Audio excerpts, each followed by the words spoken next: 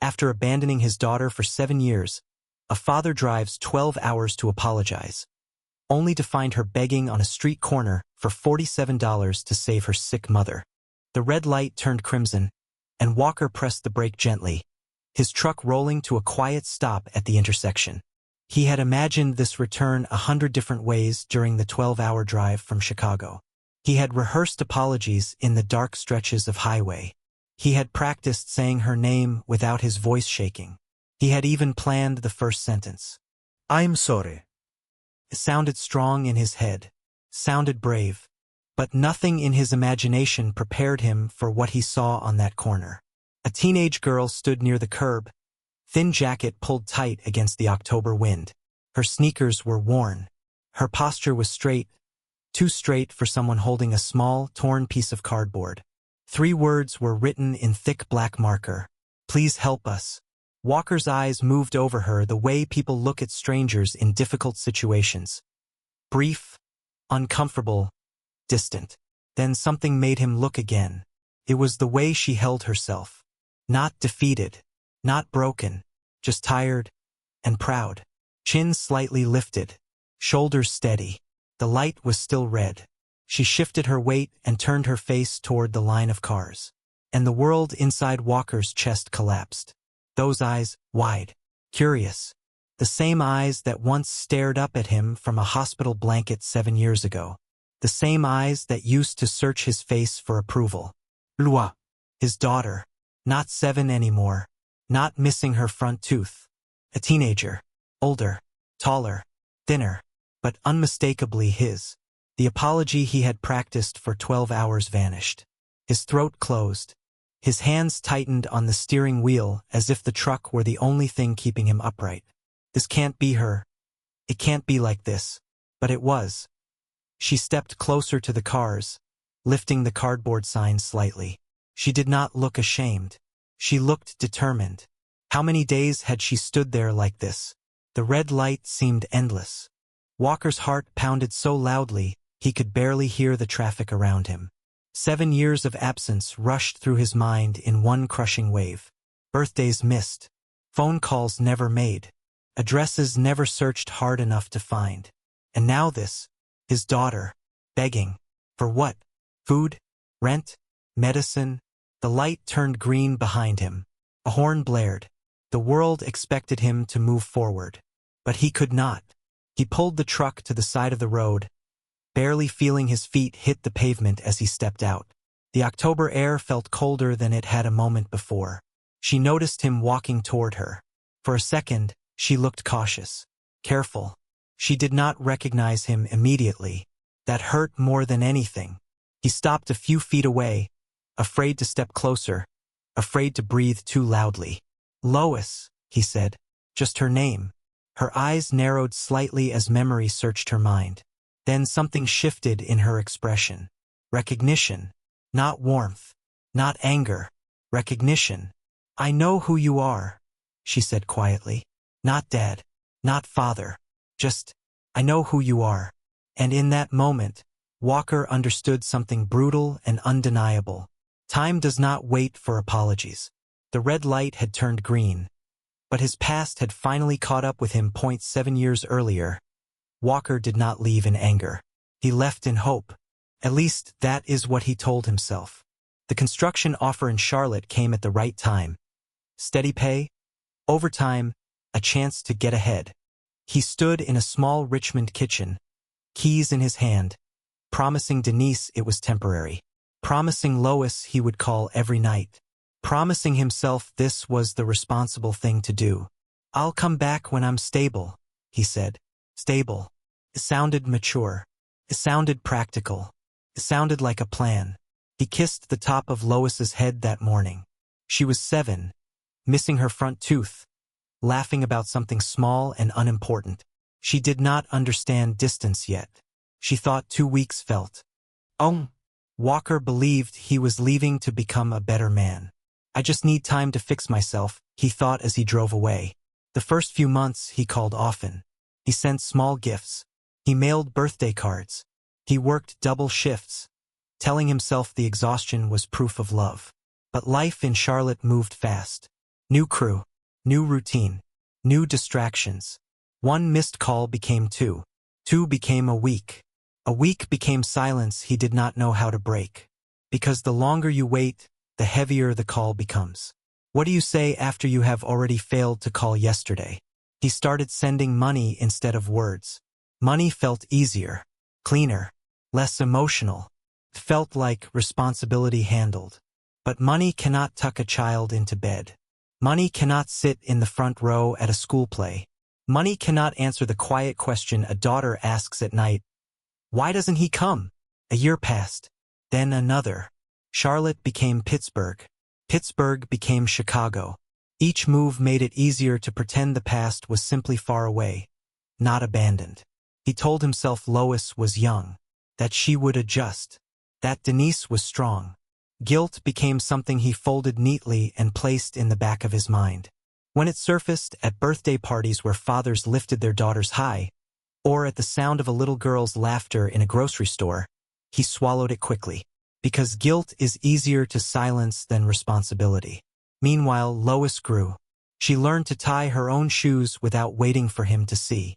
She learned to stop checking the door on weekends. She stopped asking when he was coming. Children are remarkably adaptive. But adaptation is not the same as healing. She began to understand what absence meant. Not in dramatic speeches. In small ways. In empty seats. In school forms with one signature missing. In the careful way her mother avoided certain questions. Walker built a life that looked successful from the outside. Steady job. Decent. Apartment. Reliable truck. But every milestone had a shadow. Every promotion carried a whisper he refused to hear. Was stability worth the silence? 7 years slipped by quietly. Not in a single decision but in thousands of small ones. And somewhere in Richmond, a little girl grew into someone who no longer waited at the window. Because the truth is simple and unforgiving. Time does not pause while we decide to be ready. While Walker was building scaffolding in another state, Denise was building endurance. Her days started before sunrise.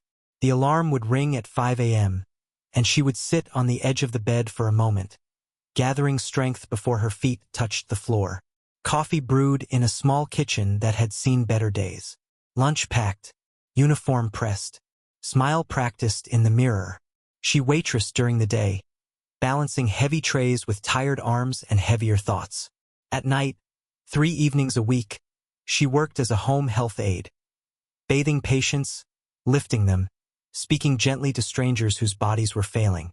She did it without complaint, because what choice did she have? Loi watched quietly. Children notice more than we think. She saw the way her mother rubbed her wrists when she thought no one was looking. She noticed the deep breaths before opening another bill. She learned the sound of exhaustion in the way Denise closed the front door. For a while, Denise managed. Then came the diagnosis. Lupus, an illness that does not shout but slowly whispers weakness into the bones. Some days Denise could function. Other days her joints ached so deeply that even holding a cup felt impossible. Her immune system began fighting her own body. And still she tried. I cannot afford to be sick, she would think as she forced herself out of bed. Medical bills stacked up on the kitchen counter like silent accusations. Insurance forms. Denials. Appeals. Prescription costs that felt impossible. Pride, once firm and steady, began to bend under pressure. Denise cut back her hours when she had no choice. Income shrank. Expenses did not. Lois was 12 when she started helping with the medication schedule. 13 when she began doing grocery math in her head. 14 when she understood what a final notice really meant. She stopped asking for new clothes. She stopped mentioning school trips. She learned to say, "It's okay, Mom. I don't need it." But she was still a child. At night, when Denise thought Lois was asleep, she would sit at the kitchen table, head in her hands, wondering how long she could keep everything from collapsing. How long can one person hold up a whole world alone? Lois grew quieter, stronger in ways that were not fair. She learned to cook simple meals. She cleaned without being asked. She watched her mother's face the way some children watch the weather, always scanning for signs of a coming storm. Yet even in hardship, Denise made sure of one thing. Lois felt loved. There were still small moments. Shared laughter over burnt pancakes. Soft conversations before bed. Gentle reminders that none of this was her fault. But love does not cancel exhaustion. And illness does not wait for better timing.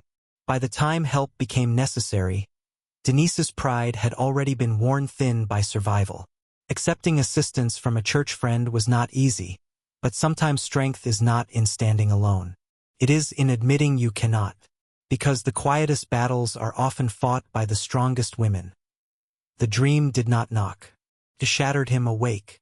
Walker was standing in the middle of a park, sunlight pouring down like liquid gold.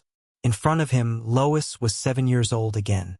Her hair tied in 2 small ponytails. A bright yellow shirt glowing against the green grass. She was laughing. "Daddy, look!" she called, running toward him with open arms. He knelt down, ready to catch her. But just before she reached him, her smile faded. Her small hand slipped from his grasp, and the park disappeared. The laughter turned into silence.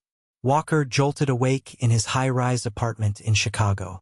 The city lights blinked coldly through the tall glass windows. His chest felt tight. His pillow was wet.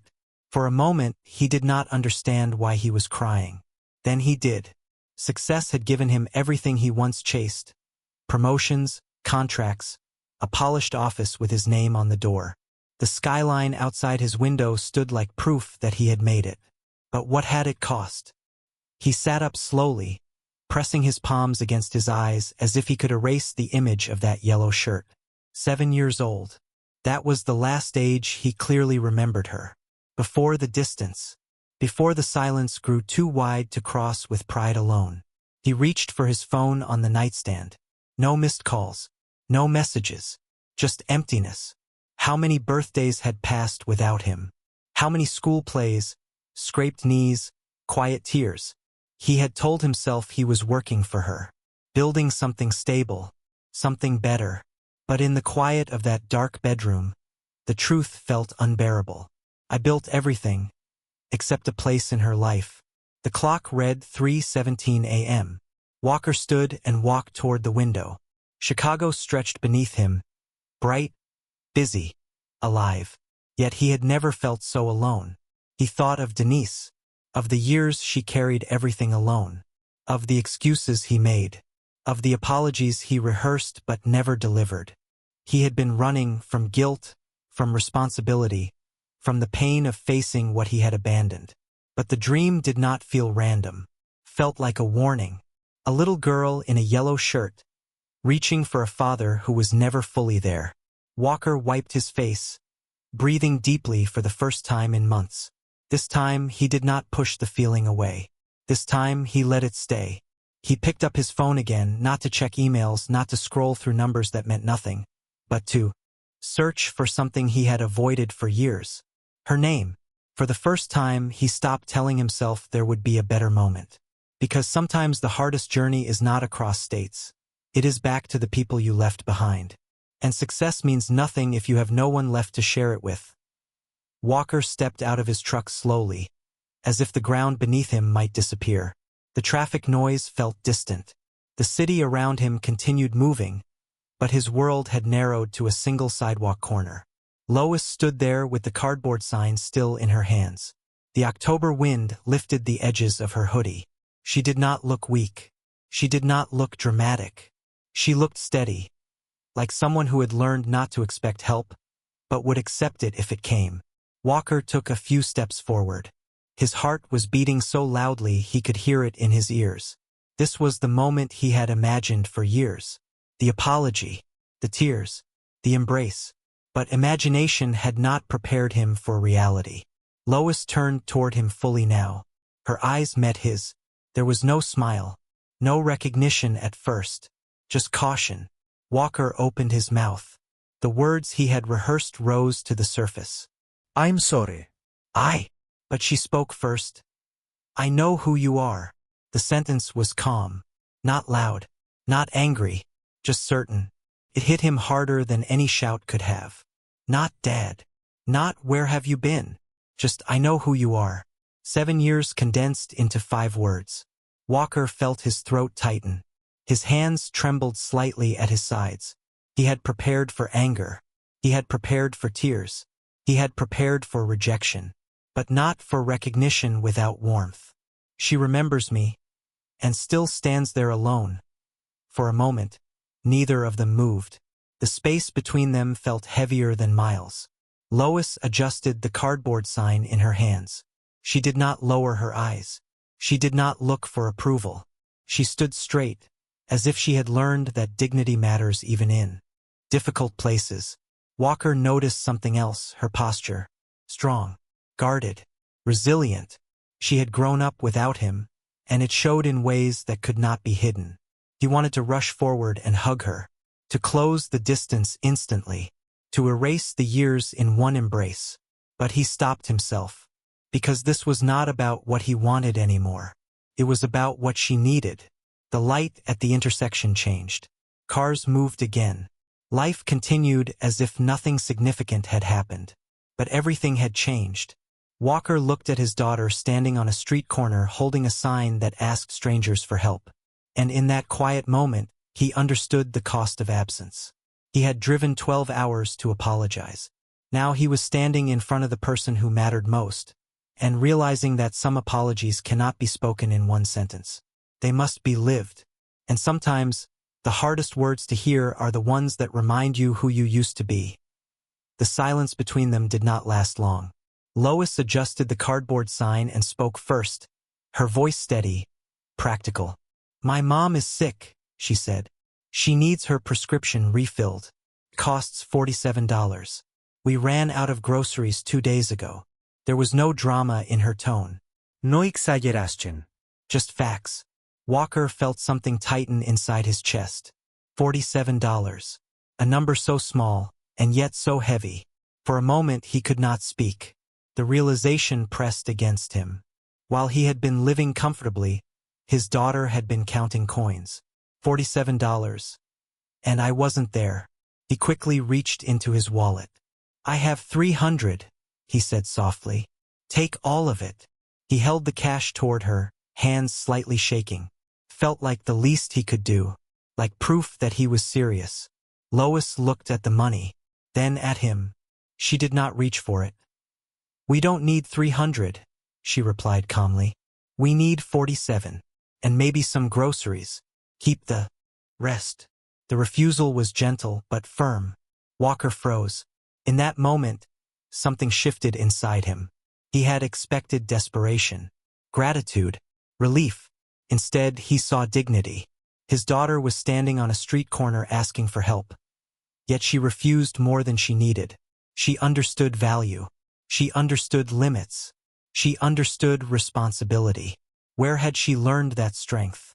And why hadn't he been there to witness it growing? He slowly lowered the extra bills back into his wallet, but kept the necessary cash in his hand. "Okay," he said quietly. "Let me take you to get the prescription, and groceries, and I'd like to see your mom." Lois studied him for a brief moment, measuring, deciding. Then she folded the cardboard sign and slipped it carefully into her backpack. "All right," she said. They began walking together down the sidewalk. Walker noticed how people looked at them. A man and a teenage girl walking side by side. No one knew their story. No one saw the years between them. He felt ashamed, but also deeply humbled. His daughter had survived without him. She had protected her mother. She had carried responsibility far beyond her age. She did not need grand gestures. She needed stability. She needed presence. $47 had revealed more truth than any argument ever could. Walker realized that love is not proven by how much you offer, but by how precisely you listen. And for the first time since arriving in Richmond, he understood that rebuilding would not require money first.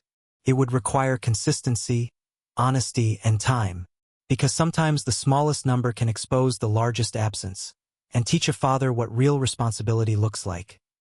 The small yellow house felt quiet from the outside, but inside it carried the weight of everything that had happened. Walker followed Lois up the porch steps, each step slower than the last. The wind chime above the door moved gently in the afternoon air, making a soft dot sound that felt almost too peaceful for such a serious moment. Lois opened the door and walked inside without hesitation. Walker paused for a second. This was not just a visit. This was confrontation. Miss Elaine greeted them with calm eyes and stepped aside. There was no judgment in her expression, only quiet understanding. She had seen many hard days in her home before. Lois led Walker toward the back bedroom. The door was slightly open. Denise was sitting upright in bed, a blanket folded across her legs. She looked thinner than he remembered. Her face carried fatigue, the kind that settles in after years of fighting silently. But her eyes were steady. She did not look surprised when she saw him. She looked prepared. Walker stopped just inside the room. For a moment, no one spoke. He wanted to explain himself immediately, to defend, to justify, to rebuild the story in a way that sounded less painful. But Denise raised her hand gently. "I'm not going to yell at you," she said calmly. The words were not sharp. They were controlled. Walker nodded slowly. "You can," he whispered. "If you need to." She shook her head. "I'm too tired for that," she replied. "And honestly, it doesn't matter anymore." That sentence settled heavily in the room. Does anything hurt more than realizing someone has stopped expecting you? Denise looked toward the doorway where Lois stood quietly. "What matters now," she continued, "is her." Walker turned his head toward his daughter. Lois stood there strong and silent, watching both of them. She had grown into someone independent, someone who had learned to survive without waiting. Denise's voice softened. "She's the one you need to fix things with, not me." Walker felt something shift inside him. For years, he had imagined this reunion as a battle. Anger, accusations, tears. Instead, it was accountability. No shouting, no blame, just clarity. She is right. That thought came without resistance. For the first time, he did not try to protect his pride. He looked back at Denise. "I know," he said quietly, "and I will." Denise studied his face for a long moment, searching for sincerity. What she saw was not perfection, but remorse. That was enough for now.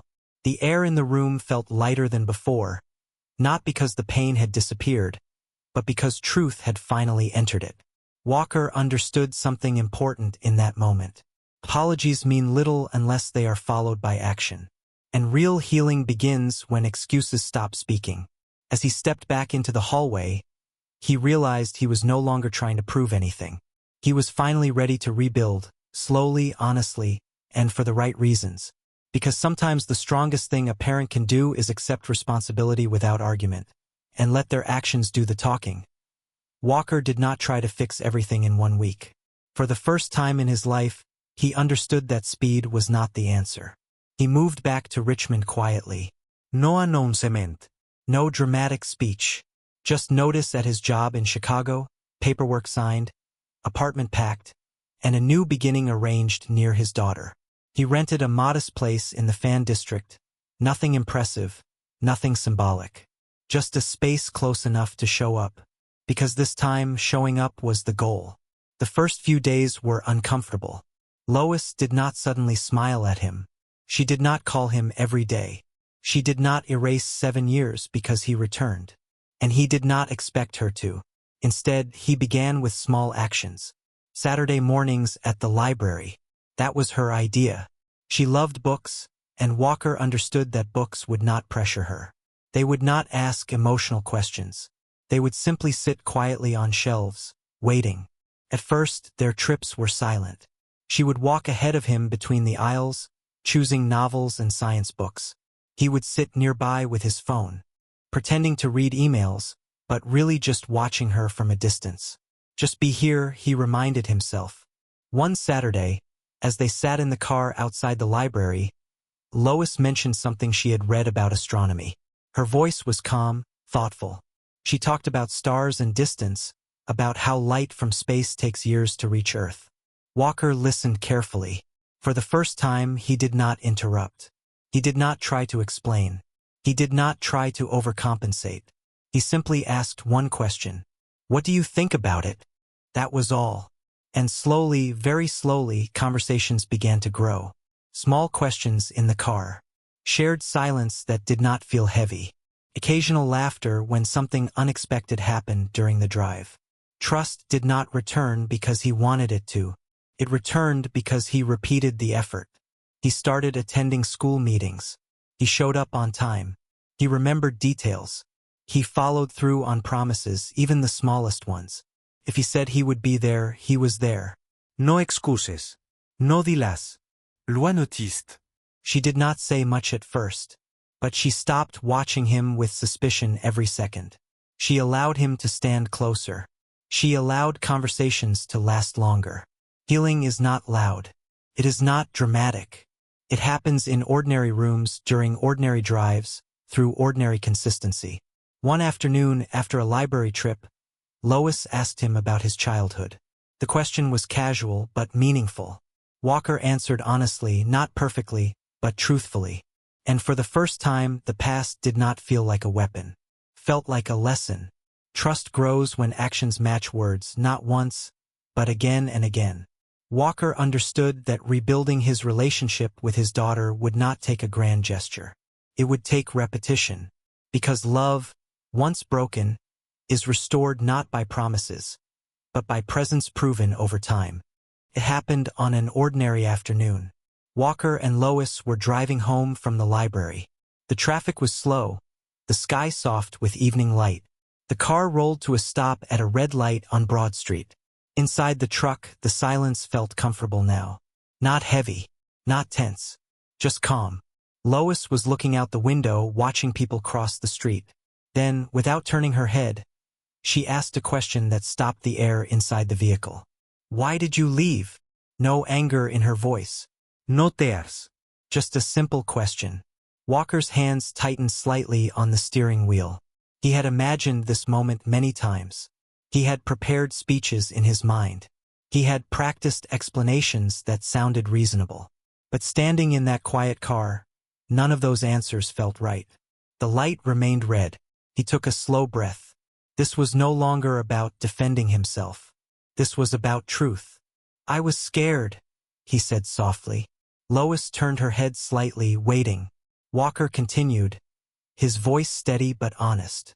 I was young, and I didn't know how to handle responsibility the way I should have. Instead of being scared and staying, I ran. He paused. And that was wrong. There were no excuses in his tone. No blame placed on circumstances. No attempt to soften the reality. Just admission. This is the moment that matters, he thought. Not perfection, honesty. Lois looked forward again. She did not interrupt. She did not argue. She simply listened. Walker kept going because silence felt too small for something this important. I told myself I would come back when I was better, when I had more money, when I felt ready. But that was just an excuse. You didn't need my success. You needed me. His voice lowered slightly. And I wasn't there. The traffic light turned green, but neither of them moved immediately. The moment felt suspended, like the world was waiting for her response. Lois remained quiet for a few seconds. Then she nodded once. Okay, she said. Not forgiveness, not celebration, just acknowledgement. And in that simple word, something inside Walker shifted. The wall between them did not disappear completely, but a crack had formed, enough for light to enter. Why does honesty feel so difficult, yet so freeing at the same time? For the first time since returning to Richmond, Walker felt that he was not trying to impress his daughter. He was simply trying to be accountable. The red light had once symbolized the moment that changed everything. Now it symbolized something else, a pause, a chance to move forward differently. Because sometimes the most powerful bridge between two hearts is not perfection. It is the courage to tell the truth without hiding. Spring arrived quietly in Richmond. Denise's health did not return to what it once was, but it stabilized. The medication plan worked better now. The stress had lessened. The house felt calmer. She was still careful, still managing her energy, but the constant fear of everything collapsing had softened. For the first time in years, She could breathe without bracing for disaster. Lois was changing too. She returned to full in-person school. Her grades improved quickly, especially in English and science. A teacher noticed her focus and recommended her for a summer science program focused on astrophysics. Lois accepted without hesitation. She spent evenings studying stars, reading about galaxies, asking thoughtful questions. In class, she participated more. She was no longer the girl carrying adult responsibilities alone. She was finally allowed to be a student again. Walker saw the difference in her posture. She walked lighter, smiled more often. It was not instant forgiveness. It was gradual trust growing in a stable environment. Walker understood that rebuilding was not about grand gestures. It was about reliability. So he chose consistency. Every Tuesday evening and Saturday morning, he coached a youth flag football team at a local recreation center. He was not a polished coach. His drills were sometimes unorganized. His strategies were simple, but he showed up. Every practice, every game, rain or shine, the kids began to look for him. Not because he was perfect, but because he was present. He learned their names. He encouraged them. He stayed after practice to talk with parents and players. Presence became his new language. This is what I should have done from the beginning. The realization did not bring bitterness, only clarity. At home, the relationship between him and Lois continued to evolve. Their conversations became easier. They discussed school projects, science discoveries, and even everyday topics like music and weekend plans. One evening, after dinner, Lois sat across from him at the kitchen table and said something simple. "I'm glad you're here." No dramatic speech, just honesty. Walker felt emotion rise in his chest, but this time it was not guilt. It was gratitude. He realized something profound. Home is not defined by walls, neighborhoods, or addresses. Home is defined by consistent love. It is defined by showing up even when it is inconvenient. It is defined by staying. When he thought about the past, he no longer felt the urge to escape the memory. Instead, he accepted it as part of the journey that led him back. What does it truly mean to come home? It means choosing presence over pride. It means rebuilding trust one action at a time. It means staying not because it is easy but because it is right. Walker finally understood that home was never a destination he had to drive toward. It was something he had to become. And this time he did not run. Because sometimes coming home is not about returning to a place. It is about becoming the person your family can count on every single day.